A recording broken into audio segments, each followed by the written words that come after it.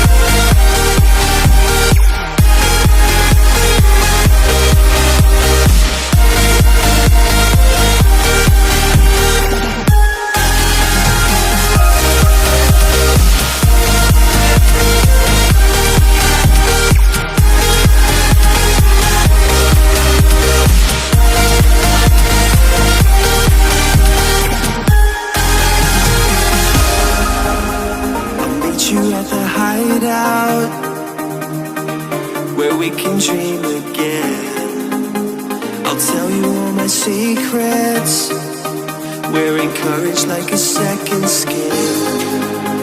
The kids are all dying. We're dying to believe again. Run through the open streets. We take what is needed. They say we're young ones, but we live for it, we die for it, we live for it forever. They say we're young ones, but we live for it, we live for it, we live for it forever. We can dream.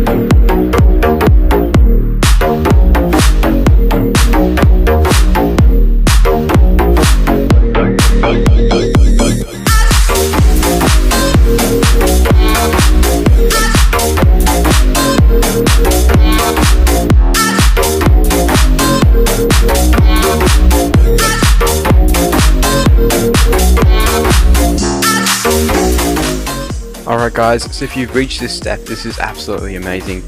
So we're just going to start assembling everything now. So we're going to grab the left wall and we're going to grab the handle plus trigger guard. I'm going to just try and line everything up. Everything should just fit pretty well. There should be a black pin to fit into the handle, and that'll work. Pretty much everything will just line themselves up after that. Also, the trigger guard will line in with another black pin just above the blue pin. Just under the blue pin, sorry. And I made a mistake at this point. This is a correction footage. You want to add that front furthermost piece into the hole that is right at the bottom, 2 holes back. So you can see that right there. Unfortunately, as you can see now, I put it into the wrong hole. I put it on the second piece from the bottom, and I put it in some weird hole up there. I don't know why I did that. Anyway, it won't work if you put it up there, so you want to put it on the bottommost piece, 2 holes back. Now we're just going to add in the trigger, and we're going to put it right as far back as it'll go, and you can see it just fits right in pretty perfectly, and that'll just sit there in place.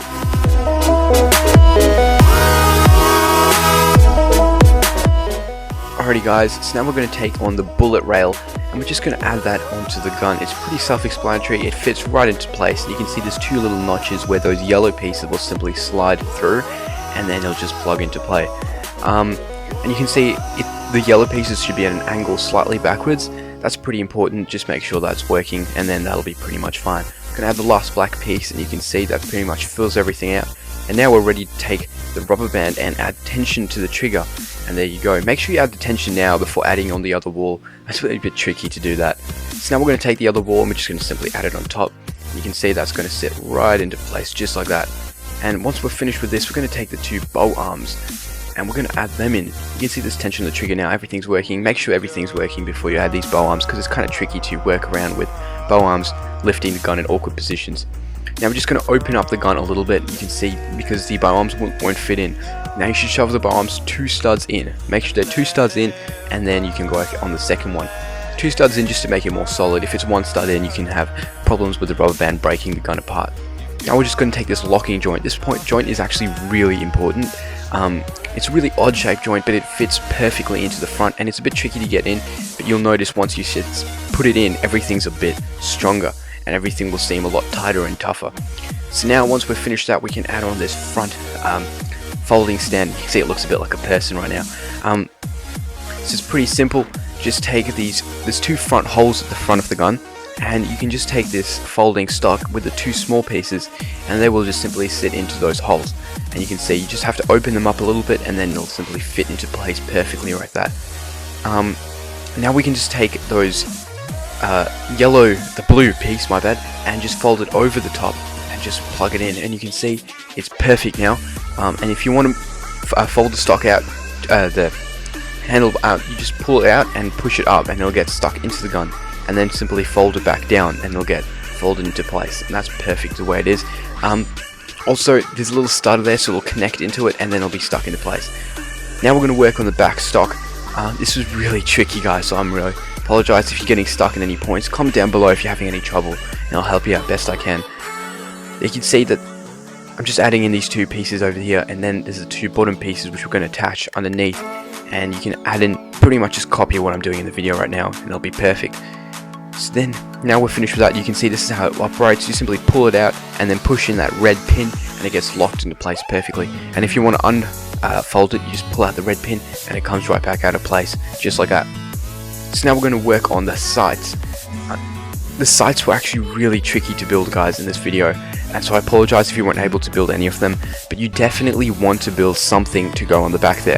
This is really important guys. You want to make sure you have something on the back there, whether it's sights, whether it's just a piece that laps on top, because without those pieces it will actually break the gun. The sights actually hold the back of the gun together. Anyway, we're just going to add in the rubber band now, and we're just going to put a really tough one, and they just slits between these 2 pegs and right into place like that. You don't have to use such a beefy rubber band, but I'm using one because I like the power. And then you're just going to take 2 bullets. You want to put a pin right at the back of them, and this will just be so that the rubber band can catch onto the bullets, because without them the rubber band will just simply fly over the bullets and you won't get anything. Anyway guys, I hope you enjoyed this video. Comment down below what next you want me to build, and I'll make a tutorial for that as well. Really enjoying this guys. Thanks for watching. I'll catch you in the next video.